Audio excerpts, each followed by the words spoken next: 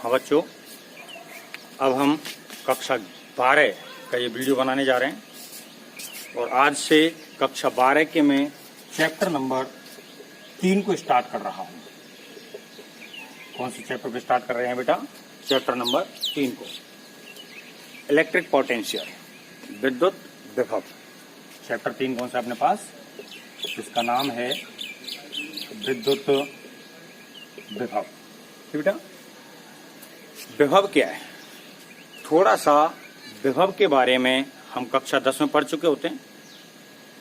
वहां जो विभव के बारे में पढ़ा जाता है बेटा, वह कार्य के रूप में पढ़ा जाता है। और अब हम कक्षा 12वीं में आ गए हैं, तो यहां जो विभव के बारे में पढ़ा जाएगा वह स्थितिज ऊर्जा के रूप में रहेगा। ठीक है, विभव क्या होता है? देखो बेटा, जब विद्युत क्षेत्र में किसी आवेश को एक स्थान से दूसरे स्थान तक ले जाते हैं, सपोज दैट पूरा एक क्या है, इलेक्ट्रिक फील्ड है, विद्युत क्षेत्र बना हुआ है। इस विद्युत क्षेत्र में किसी आवेश को एक बिंदु से दूसरे बिंदु तक ले गया, यानी कि अपने पास ए बिंदु से लेकर के कौन से बिंदु पर पहुंच गए हम? बी बिंदु पर। ठीक है, जब विद्युत क्षेत्र में किसी आवेश को, कोई भी आवेश हो सकता है, और सामान्यतः मैं आपको बता चुका हूं चैप्टर नंबर 1 के वीडियो में परीक्षण आवेश को ले जाया जाता है। जिस आवेश के आधार पर प्रयोग या प्रेक्षण लिए जाते हैं उसे कौन सा आवेश कहते हैं? परीक्षण आवेश। और यह एक इकाई धन आवेश होता है। कैसा आवेश होता है? इकाई धन आवेश, है ना। तो परीक्षण आवेश को ए बिंदु से बी बिंदु तक ले गए विद्युत क्षेत्र की उपस्थिति में। तो ए बिंदु से बी बिंदु तक ले गए, तो ले जाने में कार्य करना पड़ेगा। क्या करना पड़ेगा भाई? कार्य। तो यहाँ किए गए कार्य और परीक्षण आवेश का अनुपात, यहाँ पे क्या करना पड़ता है? कार्य करना पड़ेगा। तो किए गए कार्य और परीक्षण आवेश का अनुपात इन दोनों बिंदुओं के मध्य में विभवांतर कहलाता है। तो इसका मान क्या आ गया? बीबी माइनस बी ए। अंतिम बिंदु के विभव में से प्रारंभिक बिंदु के विभव को घटा दो, तो क्या आ गया? विभव का अंतर हो गया। यह मान तो हम कक्षा 10वीं में पढ़ते हैं। कौन सी क्लास का है ये डेफिनेशन? कक्षा 10वीं का। यानी कि वहां विभव या विभवांतर का सूत्र जो पढ़ रखा है वह क्या होता है? कार्य बटे आवेश। अब मेरा पॉइंट यहां पर आप थोड़ा सा ध्यान से सुनना। वो क्या है कि जैसे आवेश बिंदु ए पर स्थित है, तो बिंदु ए पर इस आवेश में कोई ना कोई ऊर्जा उपस्थित है। बिंदु ए पर इस आवेश में कोई ना कोई क्या उपस्थित है? ऊर्जा, है ना। तो बिंदु ए पर ऊर्जा उपस्थित हो गई, स्थिति के कारण है, तो वो कौन सी ऊर्जा हो गई? स्थितिज ऊर्जा। स्थिति के कारण कौन सी ऊर्जा निहित होती है? स्थितिज ऊर्जा। तो ए बिंदु की स्थितिज ऊर्जा अलग आएगी और बी बिंदु की स्थितिज ऊर्जा अलग आएगी, है ना। ए बिंदु की स्थितिज ऊर्जा कैसी रहेगी? अलग रहेगी। और बी बिंदु की स्थितिज ऊर्जा कैसी रहेगी? अलग रहेगी। तो ए बिंदु से बी बिंदु तक ले गया, तो इसकी स्थितिज ऊर्जा में क्या आएगा? यहाँ पे बेटा परिवर्तन। जब परीक्षण आवेश को या आवेश को एक बिंदु से दूसरे बिंदु पे, यानी कि ए बिंदु से बी बिंदु तक ले जाया गया, कहाँ पे ले जाया गया बेटा? ए बिंदु से बी बिंदु तक ले जाया गया, तो उसकी स्थितिज ऊर्जा में क्या आया? परिवर्तन। स्थितिज ऊर्जा में क्या आया? परिवर्तन। तो स्थितिज ऊर्जा में आए हुए परिवर्तन और परीक्षण आवेश का अनुपात क्या कहलाएगा? विद्युत विभव। तो कई बार हम आपको बता चुके वीडियोज में, किया गया कार्य हमेशा स्थितिज ऊर्जा में परिवर्तन के बराबर होता है, या ऊर्जा में आया हुआ परिवर्तन किए गए कार्य के बराबर होता है। ठीक है, तो यानी यहाँ पे क्या है? स्थितिज ऊर्जा में परिवर्तन। स्थितिज ऊर्जा में परिवर्तन आएगा, और मान लेते हैं ये परिवर्तन कितना आ रहा है? Delta U. परिवर्तन कितना आ रहा है? Delta U. मुझे क्या निकालना है यहाँ से? विभवांतर। क्या निकालना है बेटा? विभवांतर। तो इधर से लिखना स्टार्ट करता हूँ प्रारंभिक पॉइंट से ही। क्या निकालना है अपने को? यहाँ पे विभवांतर निकालना है। तो विभवांतर क्या हो गया? स्थितिज ऊर्जा में परिवर्तन, और बटे में क्या हो जाएगा? परीक्षण आवेश। अब विभवांतर अंतर निकालें तो हमेशा क्या करते हैं? अंतिम वाले मान में से किसको घटाते हैं? प्रारंभिक वाले मान को। अंतिम बिंदु कौन सा है? बी। तो अंतिम वाला मान कहाँ का आएगा? बी बिंदु का। और प्रारंभिक मान कहाँ का आएगा? ए बिंदु का। तो बी बिंदु के विभव में से किसको घटा दिया जाएगा? ए बिंदु के विभव को। तो विभवांतर क्या हो गया यहाँ पे बीबी माइनस बी ए। विभवांतर क्या हो गया बीबी माइनस बी ए। यहीं पर यदि मैं आवेश को बी बिंदु से ए बिंदु तक लाया तो विभवांतर को क्या लिखूंगा बी ए माइनस बी बी। ठीक है बेटा। तो अपने पास स्थितिज ऊर्जा में परिवर्तन क्या मान रहा हूं डेल्टा यू और परीक्षण आवेश क्या कह रहा हूं क्यू जीरो। ठीक है। तो यहीं पे मैं इसको लिख सकता हूं बीबी माइनस बी ए बराबर डेल्टा यू कौन से बिंदु से लेके चल रहा हूं ए बिंदु से, और कौन से बिंदु पे पहुंच गया बी बिंदु पे। कौन से बिंदु से लेके चल रहा हूं ए बिंदु से, और कौन से बिंदु पे लेके पहुंच गया बी बिंदु पे। ठीक बेटा। तो अंतिम बिंदु कौन सा हो गया बी, प्रारंभिक बिंदु कौन सा हो गया ए। तो ऊर्जा में अंतर निकालें तो कैसे निकलेगा, अंतिम में से किसको घटाना है प्रारंभिक को। तो अंतिम क्या हो गया अपने पास यूबी माइनस यू ए और बटे में क्या आ गया q zero. U b minus u a और बटे में क्या आ गया क्यू जीरो। ठीक बेटा। तो ये क्या होता है विभवांतर का मान। कक्षा 10वीं में जो विभवांतर पढ़ा था वो कार्य के आधार पर परिभाषाएं दी गई थी, और हम जब कक्षा 12वीं में पढ़ रहे हैं तो वहां पर परिभाषाएं और मान कार्य के आधार पर ना लेकर के किसके आधार पर लिया जा रहा है बेटा स्थितिज ऊर्जा के आधार पर। ठीक है। तो अपने पास यहाँ पे विभवांतर का मात्रक निकालें तो विभवांतर का मात्रक तो ऊपर तो क्या आ जाएगा डेल्टा यू का मात्रक, क्या आ जाएगा बेटा डेल्टा यू का मात्रक, और बटे में क्या आ जाएगा क्यू नॉट का मात्रक, है ना। अंश वाले का मात्रक बटे में हर वाले का मात्रक। क्योंकि मात्रक निकालने के लिए मैंने आपको यही बता रखा है जब कभी भी मात्रक निकालो करना क्या होगा, कुछ भी नहीं करना, बस एक छोटा सा काम करना होता है जिसका मान मात्रक निकाल रहे हैं सूत्र लिखो, सूत्र में प्रत्येक राशि का मात्रक लिख दो, अलग अलग गुणा भाग करने पर जो भी उत्तर आएगा वही उसका अंतिम मात्रक होता है। तो यू क्या हो गया ऊर्जा, कार्य या ऊर्जा का मात्रक क्या होता है बेटा जूल, कार्य या ऊर्जा का मात्रक क्या होता है जूल। क्यू नॉट क्या है आवेश, आवेश का मात्रक क्या होता है कूलाम, आवेश का मात्रक क्या होता है कूलाम। यानी कि विभवांतर का मात्रक क्या हो गया जूल प्रति कूलाम, और जूल प्रति कूलाम को क्या कहते हैं अपन वोल्ट। जो जूल प्रति कूलाम मात्रक है इस जूल प्रति कूलाम मात्रक को क्या नाम दे देते हैं वोल्ट। ठीक है। तो जूल प्रति कूलाम मात्रक है, इस कूलाम को मात्रक को क्या नाम दे देंगे वोल्ट। तो इस प्रकार से विभवांतर का मात्रक क्या हो जाता है वोल्ट, विभवांतर का मात्रक क्या हो जाएगा वोल्ट। ठीक बेटा। तो अब यहाँ बात करके चल रहे हैं विभवांतर क्या है और कैसे है। तो बड़ा आसान सा काम है, बड़े आसान से परिभाषा लिख सकते हैं। क्या लिख सकते हैं विद्युत क्षेत्र की उपस्थिति में जब किसी परीक्षण आवेश को एक बिंदु से दूसरे बिंदु तक ले जाया जाता है।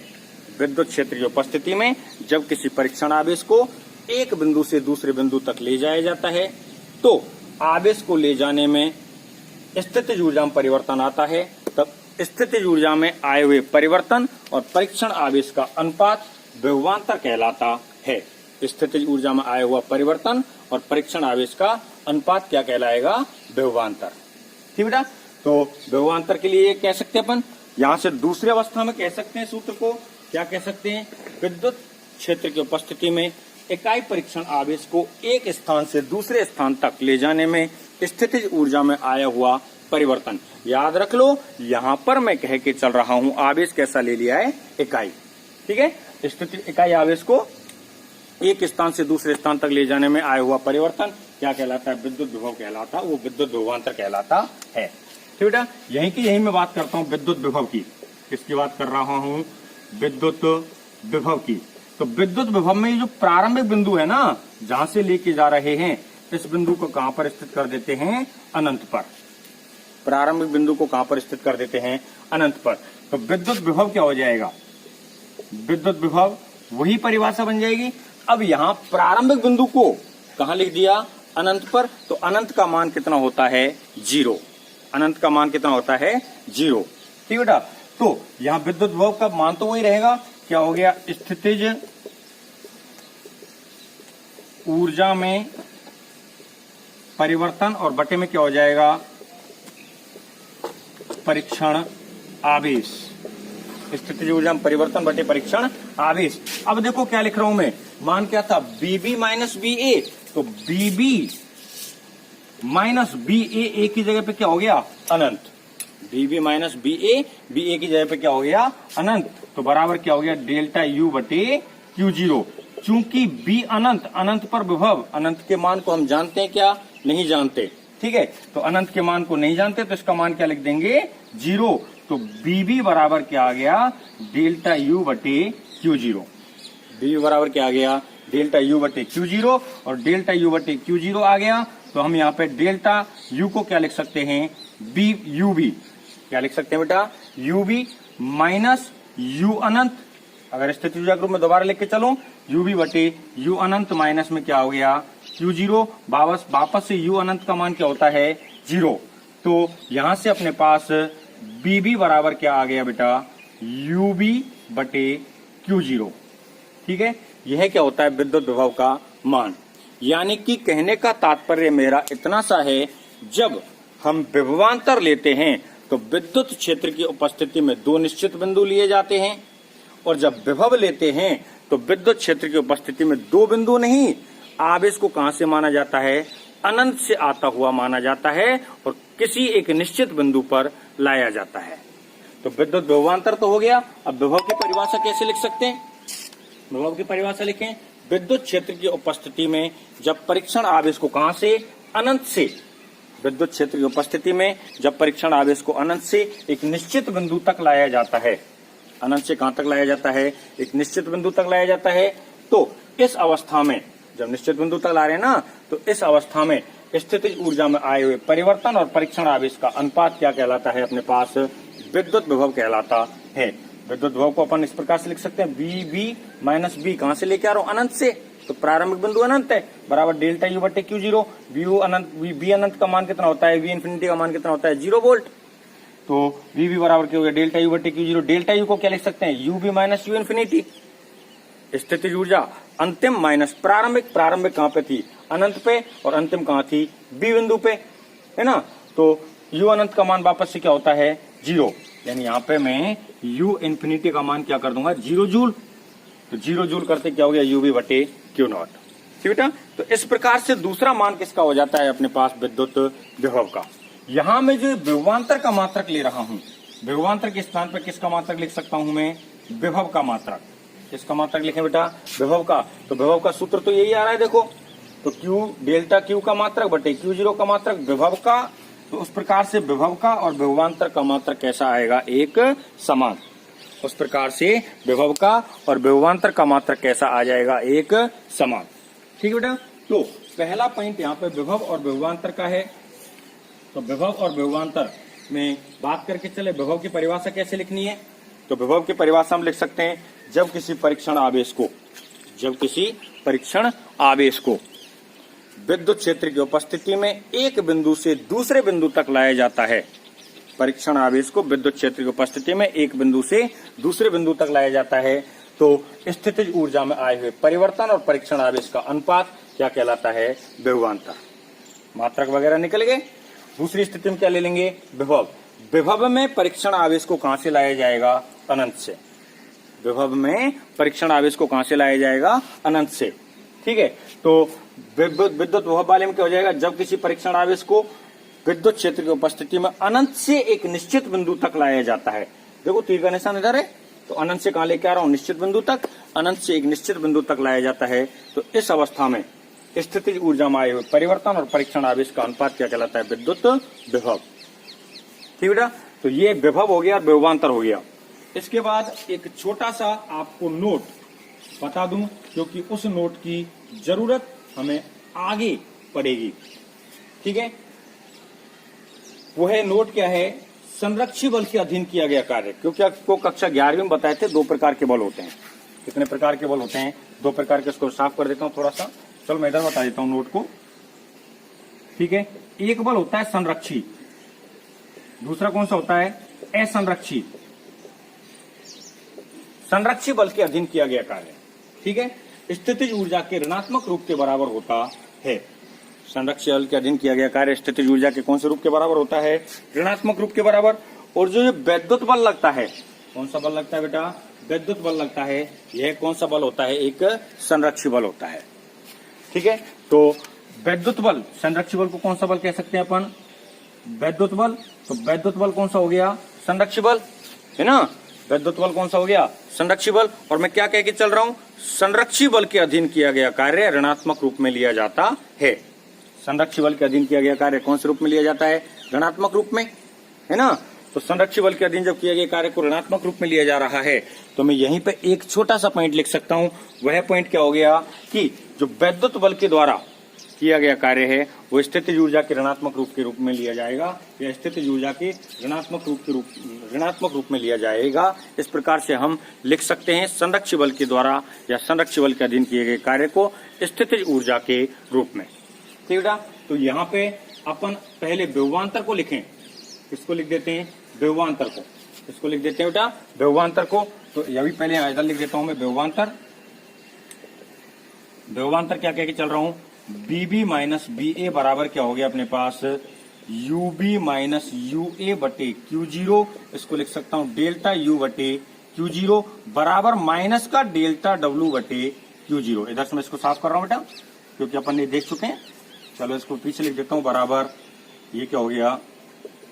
जूल बटे कूलम, और इसी को क्या कह देते हैं? वोल्ट। ठीक है, देखो विभवांतर क्या हो गया? बीबी माइनस बी ए, स्थितिज ऊर्जा के रूप में लिख दिया डेल्टा यू।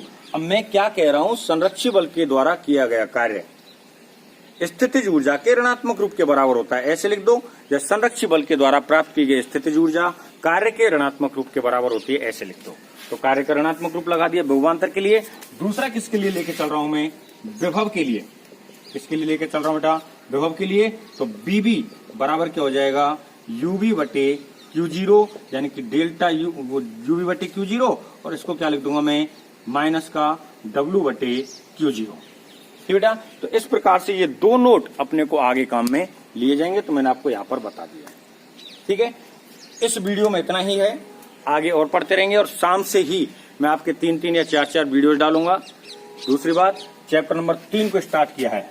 कौन सा चैप्टर बेटा? ये चैप्टर नंबर 3। ठीक है, अब मैं अगले 10 दिन या 12 दिन के भीतर 3 और 4 दोनों चैप्टर को खत्म कराऊंगा। तो जो बच्चे ऑनलाइन क्लासेज में हैं वो अपने नियमित रूप से पढ़ना स्टार्ट करें, और साथ ही साथ इनको जो मैं आपको रफ कॉपी में बता रहा हूं, प्रत्येक बच्चे की रफ कॉपी को चेक करूंगा। और आज के बाद में जो मेरे विद्यालय में बच्चे पढ़ रहे हैं, उन बच्चों में से किसी के भी घर आता हूं तो आपके ये जो टॉपिक पढ़ाए जा रहे हैं इनको रफ कॉपियों में चेक करूंगा। ठीक बेटा, ये ध्यान से उतारें, जो बच्चे मेरे विद्यालय में पढ़ रहे हैं वो तो। और जिन्होंने चैनल को सब्सक्राइब नहीं किया है, कुछ बच्चे नए जुड़े हुए हो, तो वो चैनल को सब्सक्राइब कर सकते हैं। ठीक बेटा, आज के इस वीडियो में इतना ही है।